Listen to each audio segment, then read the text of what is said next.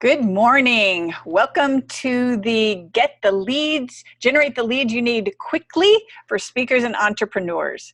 I am Dr. Cynthia Bokahara, and I have the pleasure of hosting today a new great friend of mine, Roland Benson. Great to have you here, Roland. Yeah, thank you. Yeah, I'm super excited to talk to you. Roland started Benson Design, his advertising company, in 1985 with a goal of helping small businesses to promote themselves, develop strong brands, and accomplish their message through mission-driven design and marketing. His goal is to help your company grow. He achieves this by looking at your products and services in the way that your customer looks at them, seeking an understanding of your business from the perspective of the people that you're trying to reach. Using this vantage, he begins creating a unique identity, a compelling message, and practical marketing tools. He lives in the Texas Hill Country. His clients include a wide range of industries locally and nationally, who in turn represent even more extensive range of marketing and strategies and discipline. Small or large, established or new, he can develop a custom marketing strategy, which he's going to share with you today, that will make a difference. It starts with your goals and it ends with success. Roland, I'm super excited for you today. Being that you're in advertising, you obviously know about generating leads, and you're going to share with us two of your favorite low-tech, easy to do, everyone can do them, but you're going to give us the surprising little details of how you accomplish that. So what are a couple of your favorite ones? So the two that really have doubled our business in the past several years. So when I first started, my wife was a stay-at-home mom, and then she came to work for me, and I said, you know, what do you want to do while you're here? She says, I want to do sales. And I said, no one wants to do sales. What do you mean you want to do sales? So she started going out and networking like crazy. And so she would go out and get to know people. And what was funny, she'd be on the phone saying, oh, how's your husband? How would the operation go? Did your kid win the soccer game? I said, Tammy, you don't ask him that question. Just sell the freaking product. She says, no, I mean my way or nothing. And people, we'd go to meetings that we'd never even met someone, they'd given her hugs and all kinds of stuff. So she doubled our business just by getting out and networking. And so the big thing I think with networking, number one, is it's just you, and you don't have any of your PowerPoints, you don't have any of your technology with you. But so what we had to do is the first couple of mixers we went to, people would call them back to follow up and say, hey, we met you at the mixer, and we met you at this networking event. We met you at this trade show. Oh, yeah, I got like 20,000 cards. Which one's yours? And I can't really remember what you do. So that's what we did, is we took our design, and so we kept it so it's very the same size as a regular business card. But then when we come up to them, we start putting it together, and we make this our 3D card. And every time that we hand this card out, people stop and go, holy cow, look at that thing. You can use it for a telescope. You can use it for a Chinese torture machine. The best one that they've come up with so far is a sleeping bag for a lizard. That's my favorite one. So we hand this out when we call the following day, and this is a big thing with networking. A lot of people get cards and then they stick it on their desk and they never follow up. So you want to follow up. LinkedIn again. You can get on LinkedIn, and I know you're going to have a guest that's going to talk about LinkedIn in detail. So really listen to that, because that's such a powerful tool. So you connect with them on LinkedIn. If you promise to deliver something or you promise to call them immediately. And then when they say, well, I remember meeting you. Oh, we're one with that. Oh, you're that one with the card. I got it sitting right here on my desk. And so that really opens up a conversation. You want that little bit of an icebreaker if you can. Now, if you're an attorney, you can't have a card like this because it doesn't show you you're serious. But you need to have something, and it could be in your way you talk to them, your catchphrase, whatever that is. Awesome. Well, I love that, Roland. And part of the ways that you can go up at a networking situation and go and say, hi, how are you, is because of your journey of where you got. Because for a lot of us, it's the biggest fear. It's very scary to go up and go meet somebody that you've never introduced yourself. But I want you to kind of fill us in on the background of why you are able to do that. So even if somebody has these fears about marketing, they can follow in your path of the journey that got you to the point that you can do that. Yes. Okay. So when I was growing up, I grew up in a real small town in Utah, kind of up in the mountains, and I was very dyslexic and other things. I remember one time one of my teachers had me throw the ball to him, and it ended up clear on the other side of the field. So I had a lot of different learning disabilities.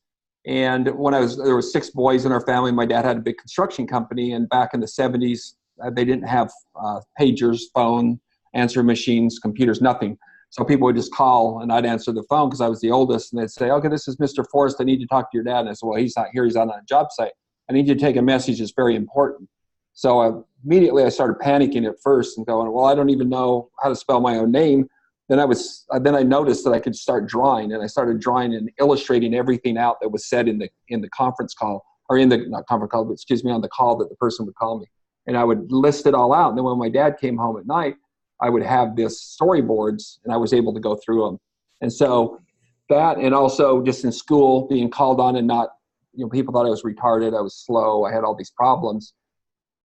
And I was able to start really visualizing things and start having to put things into stories. So everything they said, instead of, I couldn't really memorize it or write it. So I had to think of it as a storyboard, like a comic book almost, and have characters and all that kind of stuff. I have a little guy that lives in my brain that when I have bad thoughts, he puts them in a toilet and flushes them. So I had to come up with all kinds of fun stuff like that to work with. And so now I just have this, I'm almost 60 now, and I have this immediately thing when I can talk to people and just come up with their plan and their story and what they need.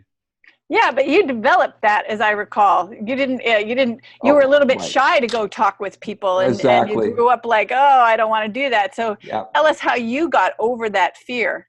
Okay, so this is because when I started this, it was like at 45, I'm sitting with a coach, and she said, we need to overcome this fear. And I said, yeah, but I don't know if I can. I mean, she said, I want you to return something to Walmart. And I thought I was going to pass out. Like, I kept everything in the closet. I never returned anything. She said, okay, let's do baby steps. I want you to go to the mall. And for the next 2 weeks, I want you to walk after work and say hi to everybody. Don't stop and talk to them. Don't confront them. Don't do anything. And then 2 weeks after that, she said, now why don't you go up and ask people for the time of day? And so I say, what time is it? What time is it? And then she said, next 2 weeks, I want you to start carrying conversations on with people. So then I walk up to people and say, do you know a good place to get yogurt here? Or, you know where Macy's is at?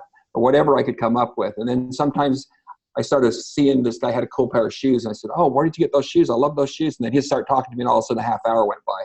And then it just really clicked to me that everybody's just like we are. I mean, everybody's scared as much as we are. And when I go to networking events, it's the same way. People are sitting there. They're either in little huddles with people they know, or they're kind of hanging out with a drink, trying to look around to see what they're doing. So by us coming up and talking to them, they're like, oh, yeah, I want to talk to somebody. You just have to pick the right people. Right. I love that. And I love that you used what could be considered a disadvantage, the not being dyslexic. Both my son and my husband are that way. Mm-hmm. So you created these workarounds that allowed you to be able to come up with new and innovative ways of getting the same thing done, right? So you draw pictures around it. And one of the tools that I know that you like to use around that is Notability. Yes. So Notability. So I have my iPad right here with me now. And so Notability is a great program because it allows you, as you write in a meeting, you can record what you're writing. And so as you write that, it keeps track of it. And then when you go back to play record, it starts actually putting the image on the page where people are talking. So if you want to jump around, do different parts, you can do that. So, a lot of the stuff that I do is drawn. I do pictures of everything. So when I'm doing the pictures, it allows me to click on that and know what the conversation was around that. Awesome. And so you've used those, and then you opened up your advertising firm. Yes. So I thought it would be a great idea to open it up the day my son was born. So my wife came home from the hospital with my son. I said, hey, we're starting a business. She goes, what do you know about advertising? I said, well, I met a guy out by the pool, and he told me to shut up and start my own company because I complained too much about all the other businesses I worked for. And he wanted me to draw a ceiling fan. He gave me $25. Look, I got $25 for drawing a ceiling fan. And she goes, wow. She had low expectations, I guess, because $25 got her excited. So then I started just knocking doors and say, hey, I draw pictures. And then I got someone that asked me for a 4-color ad with color separations, all this stuff that we don't need to do anymore. And so I just started calling people and said, hey, how do I do this? How do I do that? And people just taught me. And then I got a computer. And then that was like the end of, that was everything. I sat up. In fact, it wasn't even my computer. A guy brought it in. I had an office space, a tiny office space, and he needed a space. So he said, if I bring my computer in, can I use this little corner of your office And then you can use my computer anytime I'm not here. So every night I would stay up until like 2 or 3 in the morning, just learning the computer and calling people and calling whoever I could find, waking people up. How do I do this? How do I do that? The arrow on the machine's not moving. What do I do? And they said, oh, that mouse. Okay, the mouse. Oh, yeah, thank you. I hang up. And so I just self-taught a lot of that stuff. But it goes back, what I thought was a curse to dyslexia became the blessing that I was able to think. So I'm in with these clients and they're saying, I need this, this, and this. And I'm just coming up with ideas like that. And they're going, wow, yeah. that is exciting. So I was on the phone the other day with a lady, and she's starting a company. She's a photographer, and her uncle is a professional Santa Claus, and she wants to set up photos with Santa. And I said, well, you're competing against the malls, all that. So within a half hour, we had the whole plan laid out, how we'd have Home Depot come in and bring little crafts that the kids could do. We'd have the local bakery come in and do cookies that they could decorate and get the community involved. She's already got the hall. She's already got Santa Claus lined up. And this way she can get her name out with her photography. She can sell stuff during the time. She can get the bakery. And the bakery does wedding cakes. So now she has a connection with them for wedding cakes. So it's just exploded into this giant thing. And we did that within a half hour. So Yeah. Dr. Cynthia, she says, you need to offer my people something that's greater. Every time she wants something better. So I said, what if we could get the first 25 people to sign up on our website, and that's becomeabadass.com. I would sit with them on the phone and spend a half hour with you coming up with your plan, or whatever you have a trouble with marketing, because I've been doing this for 35 years. I've owned my company for 35 years, built thousands and thousands of entrepreneurs we had one client that just went from 1 employee to 500 employees and sold for $89 million in 8 years. And that was his goal when he sat down with me. He says, I want to sell in 8 years and make $18 million. And he sold for $89 million. So, Yeah. and we just, everything we thought of, every time we sat down for a brainstorming meeting was around, I'm selling. What do we need to do to make me a big company so that someone wants to buy me? And then I have go ahead. I love that, because, we're learning all these strategies for generating more leads, but you need to actually have the bigger picture of how they're going to work and how they fit into your system, and being in alignment with you and your values. And you were sharing with me a story about how you have your own strategy, and then sometimes when people's the way that they get the networking or the way that they get the leads doesn't really fall in alignment with what happens when the people actually come. So tell us a little bit about that, so we make sure that once we get these leads that they don't bounce. Sure. So one of the most important things is to have a great website, because everybody, you think of yourself, a lot of people go, well, how do I do this? And I said, well, how did you decide to buy the car you bought? And why did you buy it from this dealership? Why do you go to eat at this place? And why did you pick that place? Start thinking of your own ways, why you think of things. But with a website, we had a client in a couple of days ago, and they have 6 salespeople that are out there, but they're getting no conversion. I mean, the people are selling, they're going to the website, and they're not getting any conversion.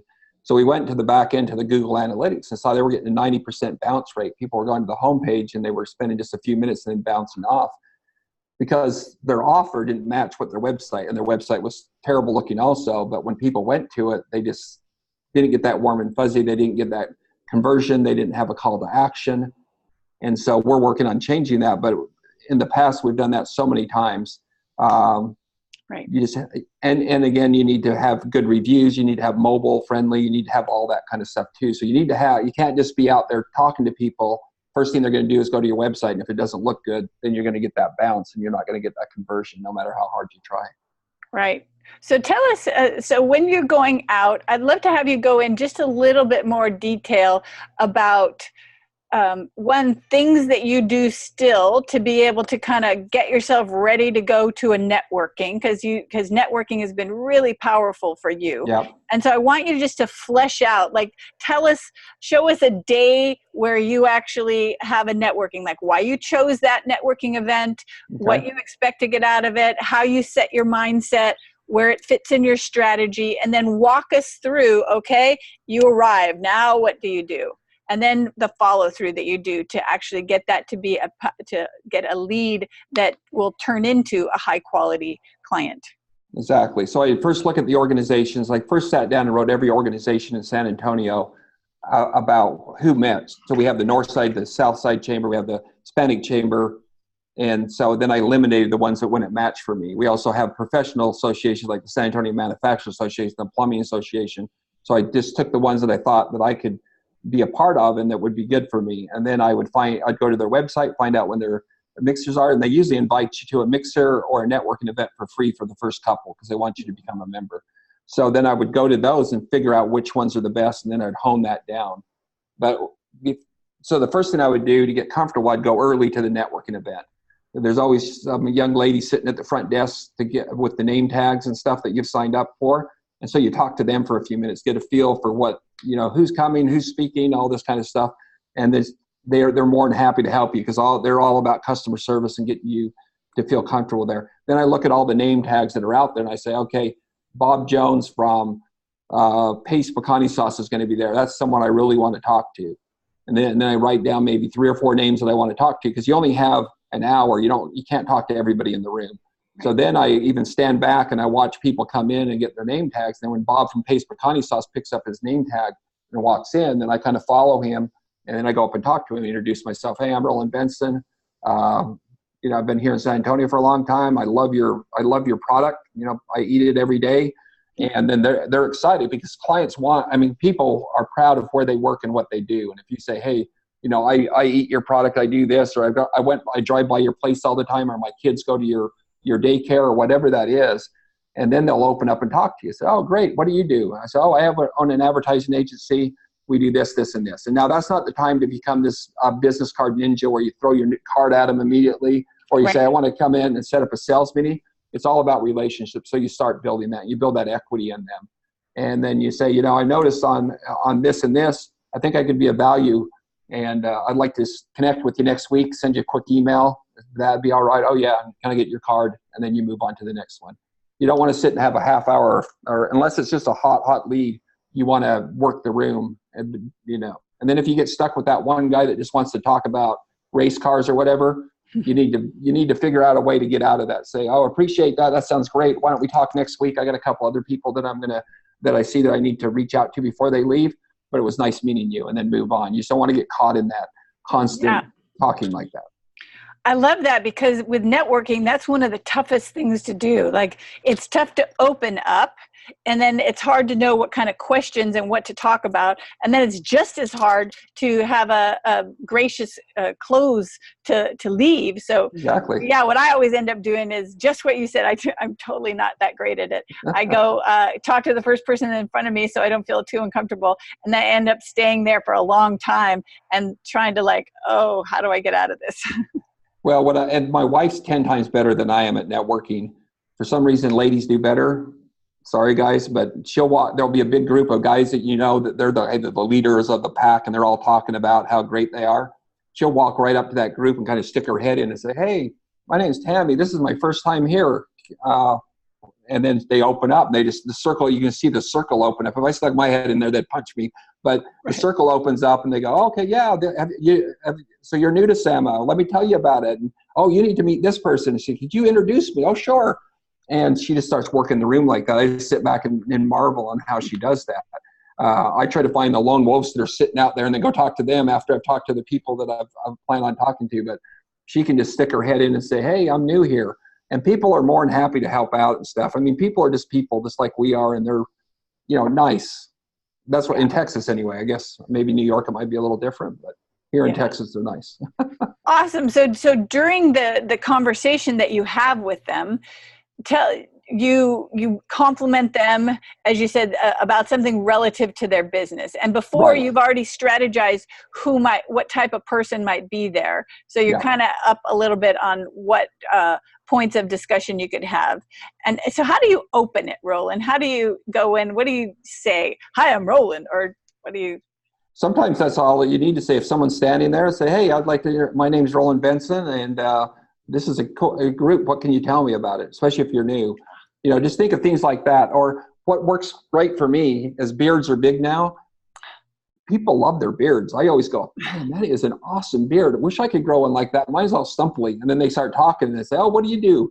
Well, I'm a lumberjack. Okay, well, we won't talk. But or just find things to compliment people on, or just to open up, or just to talk to them. People want to meet other people. That's why they're there. It's called networking. And so just walk up to people. Like I was in the parking lot coming to work today, and there was a guy down there, and he was looking over the balcony. And I said, don't jump. and we had a 20-minute conversation. So I just find things to open up that if it's something about them, something about the company that I know, or just introduce yourself and just go up and introduce yourself. And again, it just takes that practice. Like I had to go to the mall and say, hi, hi, hi, hi, hi, hi. I can't even remember how many times. And what time is it? It's 10:15. What time is it? It's 10:16. What time is it? It's 10:17. You know, but it got me comfortable. After a while, I started laughing at myself going, this is stupid. Why can't I just talk to them? And then when I went to return the thing at Walmart, I had to have my wife standing behind me. And the worst thing that happened, she says, oh, we'd like to return it, but we waited 6 months to bring it back. We don't even sell it anymore. So you're stuck with it. And I went, oh, okay. And I ran out of there with it. Now I can return anything. Nice. That's awesome. So you had this conversation with them. What are like 2 different ways that you leave a conversation, even if it's somebody you know, because it sounds like you're very strategic about it. So you stay with the person enough to kind of dazzle them with your card and get that to them. And then how do you get out of it? So how I end the call is like my strategy is to meet 5 new people at the meeting and get 5 new business cards that I feel are good business cards. So when I'm talking to the person, what's funny is like a lot of times I'll have my business card out and they'll say, well, and I say, can I get one of yours also? Well, mine's not as nice as yours. And then they'll fold it up and say, look, it's almost like yours. I say, oh, that's a cool idea. But I just, you know, at the end, I just said, man, it was a pleasure talking to you. And I'm going to connect with you next week. As soon as I get back to the office, I'm going to invite you to my LinkedIn group. I think you'll really like a lot of the people that I have there, and I'll talk to you later. So you always want to leave it with an action that you're going to follow up with them. Right. And then they'll give you the business card. They'll be thinking about it. But the big thing is you've got to follow up, because you'll think people will forget, but then you'll go back the next month or the next week or whatever, and they'll go, you were going to send me that thing. Right. Even if you, like there's so many people that are into golf. So I keep a library of a whole bunch of different articles, and someone will say, yeah, I'm a big golfer. And I'll go, you're kidding me. I just read Tiger Woods did this. And I said, I have that article. Can I send it to you? And they'll say, oh yeah, send that over to me. Because again, everything doesn't have to be about work. You got to relate with them on a certain level. I'm really into 4-wheel drives and off-road stuff. And so if someone brings that up, I'm all over them. I'll talk about it all day to them. But then they can say, well, man, how about that new Jeep Gladiators coming out? What do you know about that? Then you know about that? I like that too. I'm buying one. Are you? Yes. When the diesel comes out. Ah, cool. We've got a 99 Wrangler all jacked up and nice. Well, I'm going to SEMA in 2 months, and that's the big aftermarket show. So they'll have tons of them. I'll send you pictures. But then and if you have stuff on your phone, that I say, oh man, I got a picture of that on my phone, the new Jeep Gladiator. Because then you just start that conversation. And then when they see you, you know, you can say, hey, you know, I was just out at SEMA, or I'll keep a list of people on the back of their business cards. That's where you write that information. Right. And when I'm at SEMA, I will send them pictures. Say, I know we met at that mixer and we haven't had a chance to catch up yet, but I'm out at SEMA. Here's some pictures of that thing we talked about. Or even if you don't have the article on the golfing, you go find one. I mean, it's the internet. So you say, oh yeah. Or you know, and if you can go to LinkedIn before, you know who's going to be at the mixer and find out where they went to school and stuff like that. And if you're like here, the Aggies are the big thing. So that's the college. And when they walk into the room, their rings actually glow and they hook it together. It's like a cult. But it's a great cult. I mean, but most of the business people are there. So if you find out they went to A&M and you went to A&M, then you go up and say, hey, class of 1997, instant. Anything you can find. And I do that before meetings. I find out everything I can about that person. So when I walk in, I know about their kids. From Facebook, I know about that. I don't want to be creepy, but I go in and say, hey, you went to A&M? Then it starts a whole conversation about it. Yeah, I love that. So then you're done with the meeting, and then how do you like systematically go and follow up with people? So I take those business cards as soon as I can get back to the office. I go to LinkedIn. I looked everyone up on LinkedIn and I invite them and I say, hey, it was nice meeting you at the mixer this afternoon. And if any little note that I have on back of their business card that I can follow up with to say something to them, then I say that in there. 99% of the time, in about a day or so, you'll get a message that they linked in with you. And then if you have a conversation, you can don't start selling right away. Just open that conversation like you were talking to them. And like we did on LinkedIn or on Facebook, I think we went back and forth. Yeah. And so just send them, or if you have nothing in common with them at that time, but you see something down the road in a month or so, then look them up and send them a message saying, hey, I saw this. I know you're interested in this, and I just wanted you to see that. All right. Nice. And then if there's someone that had a call to action, then I wait like a day, the next day, like the dating rule. And then I call them and say, hey, remember we met at the thing, we talked about this, when can we get together? Or, hey, I'd love to go out to lunch with you and pick your brain on how you did that. It doesn't have to be you're selling them. It can be, because people love if you look at talk radio, they're booked constantly. People wait 3 hours to give their opinion. So if you ask something like, man, I really like to know how you built your business up to this. Could you take, if I buy you lunch, would you take 45 minutes and just give me a download? I'd really appreciate it. Yeah. I mean, when people call me that, my heart swells up, my head gets big. I can't walk out of the office, and I go, wow, they think I'm cool. So yeah, definitely. I get a free cheeseburger, and so for $15, you can get a lifetime of education from them. Yeah, I love that. So those were such great tips on networking. And I know that you have other ways of getting clients that you were sharing with me that I thought was super cool. So tell me about that, how you call on clients, on current clients. Current clients, yes. So I had an eye-opening experience a while back. One of our clients called me that I've been working with for 5 years and said, hey, Roland, take a look at my new website. I'm so excited about it. And my heart dropped, and I'm going, did I do something wrong? What happened? I said, Pat, we do websites. You're kidding me. I didn't know you did a website. I would have had you do it. And I'm going, oh, there was $8,000 out the window.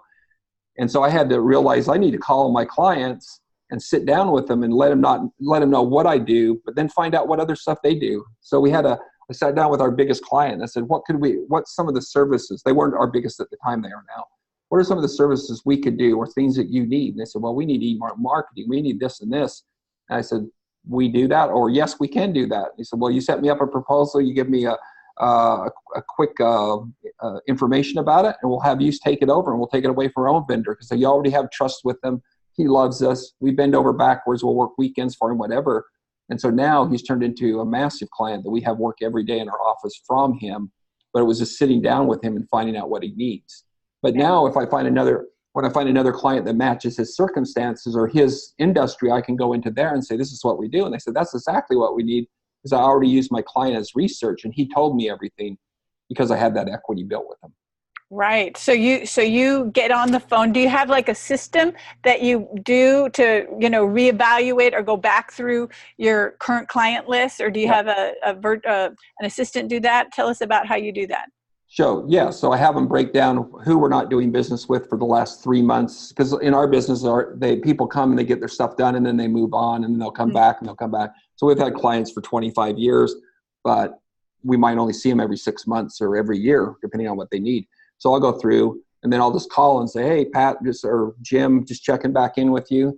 We have a new service that we're offering. I wanted to tell you about that, because I know what we've done for them. I'll have a list of everything we've done for them, and I'll say, okay, we're not doing this, this, and this. We're not doing Facebook for them. We're not doing SEO. And then we'll call and introduce that to them and talk about what that'll do for their business.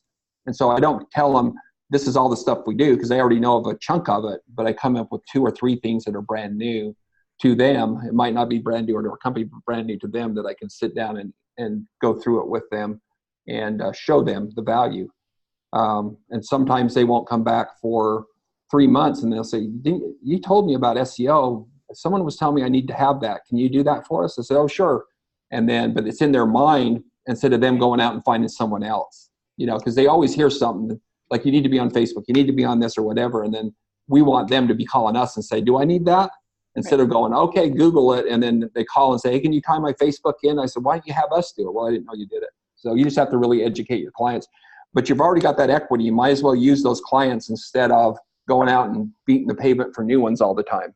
Yeah, totally. I love that. And so do you have a system where it's like, do you call them and then you set up a meeting with them to go over it? Or is it you just tell them on the phone call, hey, look, I was just thinking about you.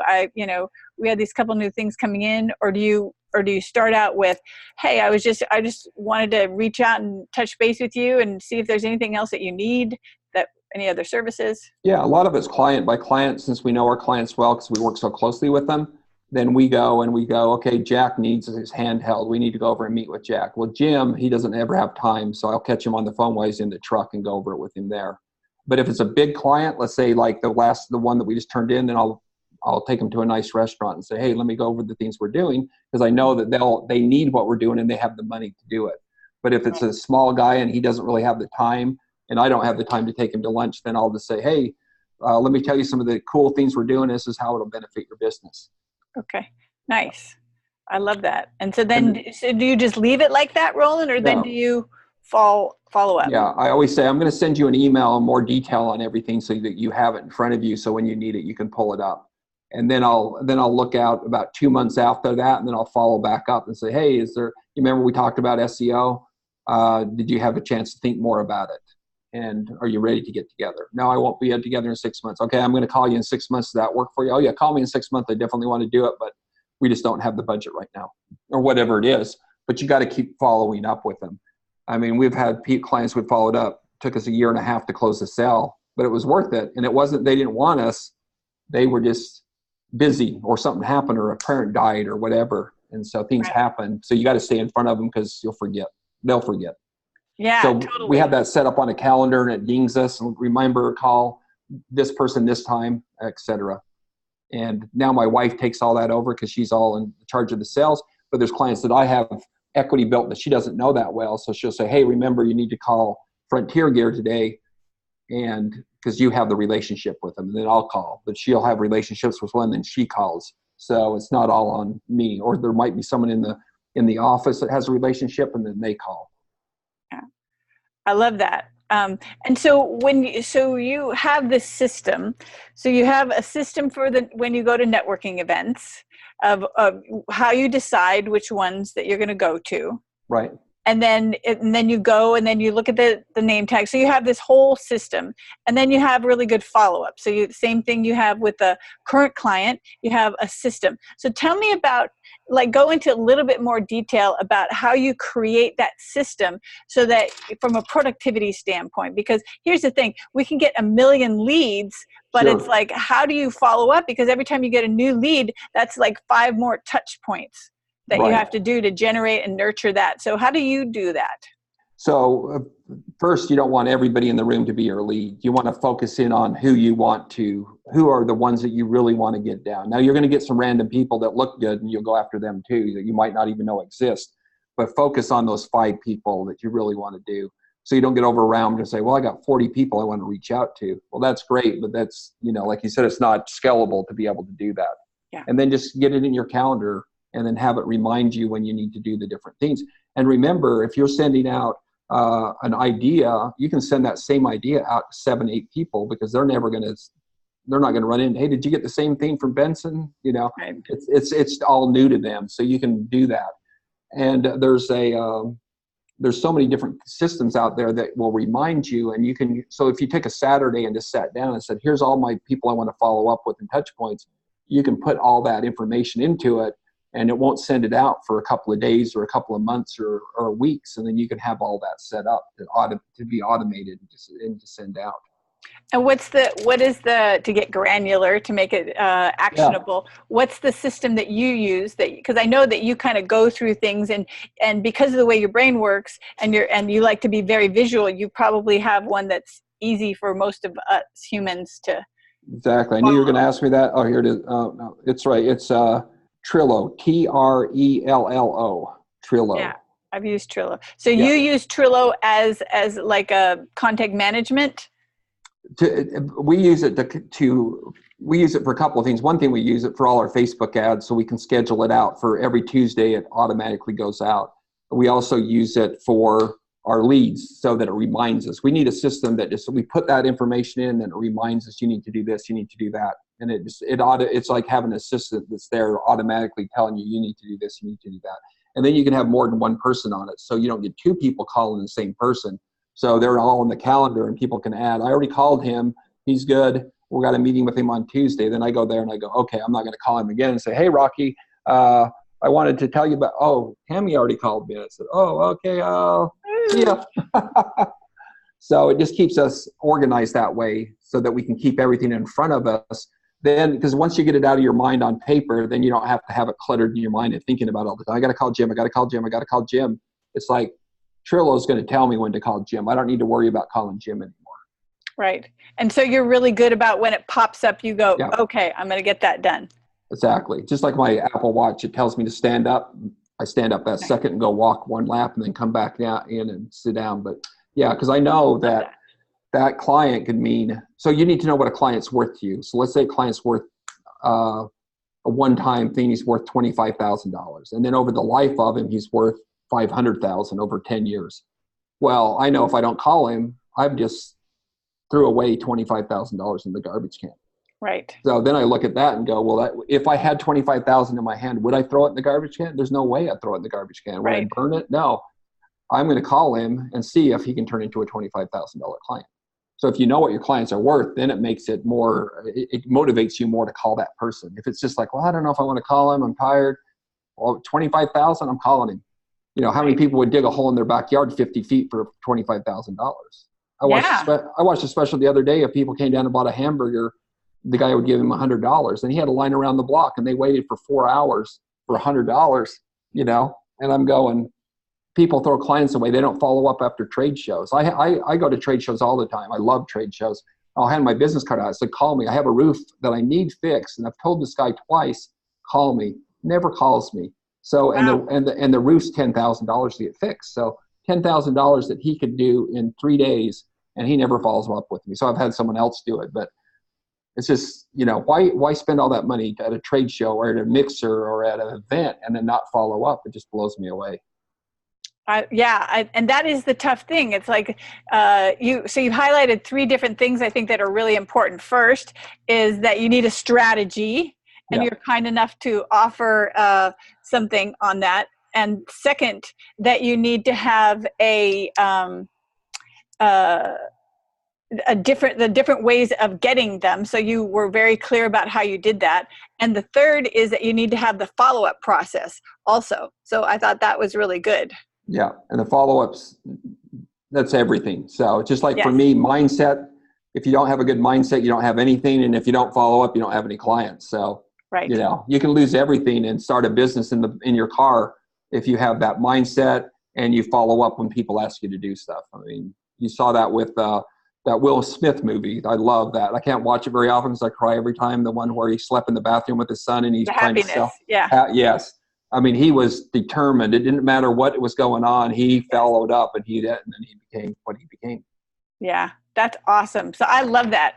So those are a lot of little knowledge bombs that you dropped on us today, which I think are tremendous. And I love that. So, and the other thing that you did is you're offering to give people a 30-minute strategy. I can't wait to see how that works, because I know that the way your brain works is so fascinating. And I love the visual elements that you have, that it's so easy for you to see what some of us don't see. You know, sometimes we're like in the weeds and we don't actually see other ways that we could be doing things more effectively. Exactly. I will have that offer. Okay. Tell me again the name.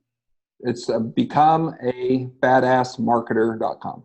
Nice. I love that. I wanted something a little disruptive in the name and something fun, because if you can't have fun, then, you know, I mean, it's not worth doing. So absolutely. And I love inventing business. I like I said, I have 6 brothers. Every one of them own their own companies. My dad owned his own company, my grandfather. So entrepreneurs is my passion. I mean, if I can help someone grow, and it's not just for them to have more money, but all of a sudden they employ 500 people. I mean, that's 500 cars being bought, 500 kids going to college, 500 homes. That's what gets me excited. That keeps the economy going, so my grandkids have a great place to be. And so anyway, I can help out that way.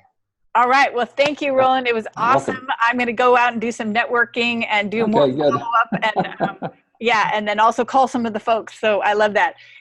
Anyway, so use these tips and techniques, the surprising way that Roland does it, and go generate some of your own leads that way. Until the next time.